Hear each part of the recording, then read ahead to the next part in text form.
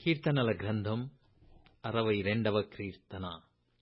నా ప్రాణము దేవుని నమ్ముకొని మౌనముగా ఉన్నది. ఆయన వలన నాకు రక్షణ కలుగును.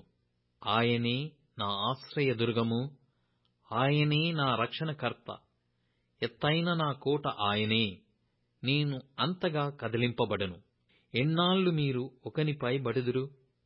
ఒరుగుచున్న గోడను, పడబోవు కంచెను ఒకడు పడద్రోయునట్లు మీరందరూ ఎన్నాళ్లు ఒకని పడద్రోయజూచుదురు? అతని ఔన్నత్యము నుండి అతని పడద్రోయుటకే వారు ఆలోచించుదురు. అబద్ధమాడుట వారికి సంతోషము. వారు తమ నోటితో శుభవచనములు పలుకుచు అంతరంగములో దూషించుదురు.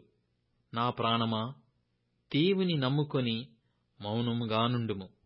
ఆయన వలననే నాకు నిరీక్షణ కలుగుచున్నది. ఆయనే నా ఆశ్రయదుర్గము, నా రక్షణాధారము. నా ఎత్తైన కోట ఆయనే, నేను కదిలింపబడను.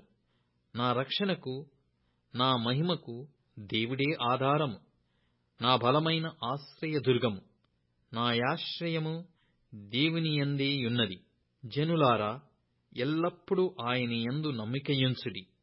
ఆయన సన్నిధిని మీ హృదయములు కుమ్మరించుడి. దేవుడు మనకు ఆశ్రయము. అల్పులైన వారు వట్టి ఊపిరి అయ్యున్నారు.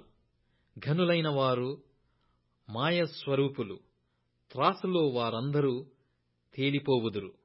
వట్టి ఊపిరి కన్నా అలకనగా ఉన్నారు. బలాత్కారమందు నమ్మికయుంచకుడి. దోచుకొనుట చేత గర్వపడకుడి. ధనము ఎచ్చినను దానిని లక్ష్యపెట్టకుడి. బలము తనదని ఒకమారు దేవుడు సెలవిచ్చెను, 2 మారులు ఆ మాట నాకు వినబడెను. ప్రభువా, మనుష్యులకందరికీ వారి వారి క్రియల చొప్పున నీవే ప్రతిఫలమిచ్చుచున్నావు. కాగా కృప చూపుటయు నీది.